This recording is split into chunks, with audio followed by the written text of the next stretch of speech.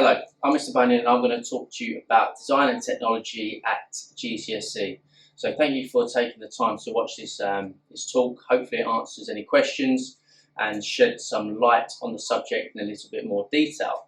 So some of the main things that I'm going to talk about today are the NEA, which is the coursework, the exam, the weightings of both the coursework and the exam, how much time you'd spend in design technology at GCSE, and arguably the most important of all is the independence and the expectation once you've taken DT as a subject, okay, if you were to take it. So starting with the NEA, the non-exam assessment, which is the coursework, it is 50% of your overall grade. Now this is the part of the course that predominantly is enjoyed the most by the students who take GCSE DT. It gives them a chance to demonstrate their creativity, their drawing skills, their making skills. If you are a student who likes all of those things, then DT could be a good choice for you, okay? Because this is a great opportunity for you to demonstrate those. So it's made up of about 20 pages or so that documents your process from start to finish. So your coursework will be about 20 pages long. On June the 1st in Year 10, AQA, which is the exam board that we use, will release 3 contents. Okay, they'll be offered to you and you'll have an opportunity to choose which one you feel is most appropriate, and that's what you're going to base your coursework around. So the tail end of Year 10, you'll be working on your coursework, and predominantly most of Year 11 as well, probably up until about February, you'll spend refining and completing your NEA. Okay. Once you've done that, we will be marking it and submitting it to the exam boards.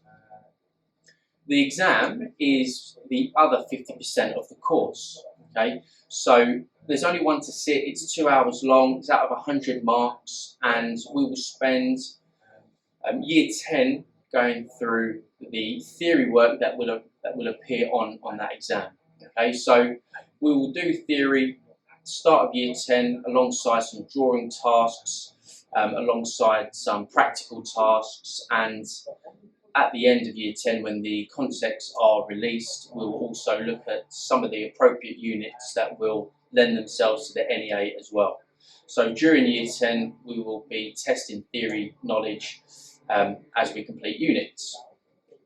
So the lessons, like I've just mentioned, are pretty much broken down between theory work, drawing, computer-aided design and manufacture, and some practical. Per week, you'll have a double lesson and a single lesson, and the theory work that you study ranges from materials, how they work, so pretty much everything that you need to create a successful portfolio, both for GCSE and further. If it was to be something that you think about A-level as well, all these skills will come in handy. So the independence and the expectations of design technology is really quite high. Okay, it requires you to be really dedicated and patient and willing to get on with what you need to get on with effectively. So the best students will throw themselves into their coursework and really immerse themselves in what it is like to produce a piece of coursework, working with the client and refining any steps that needs to be refined in order to create something that is of a professional standard. And again, the best students give up their own time and come in outside of lessons to work on their coursework, not only so they can stay on top of the deadlines, but also because they are thoroughly enjoying it. Okay? And again, if you're one of these people who are able to manage their time well, work independently, design technology could be for you. So a little bit about the department. Both myself and Mr. Fish are teachers within the DT department, and we can both help you at any time regarding theory work or coursework. They could be spread over our different rooms, okay, between my room and Mr. Fish's room, depending on what we're doing. as some rooms have different equipment. When we're working on our coursework, if we aren't doing design ideas or practical, we'll be up in the computer rooms, okay, for you to lay out the pages for your coursework, and plenty of place to store your work safely here in the DC department so that you can access it whenever you need, knowing that it's going to be safe. So although you haven't really been able to make the most of design technology this year, next year's a new year, okay, and we've got 2 brand new 3D printers that are going to be available for you to use, which you'll see when you come into the workshop. So we've got the laser cutter that you can use and should use alongside your coursework to demonstrate that you are keeping up with kind of modern day technology. So a few example pages from an NEA portfolio just to finish off with, the level that really I'd be hoping to achieve with you.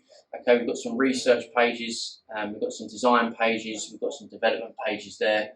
But of course, if you have any questions regarding design technology as a subject, please feel free to email in or find me when you're back at school, and I can go through some of the more detailed aspects if you would like to hear a little bit more detail about them. So thank you for watching.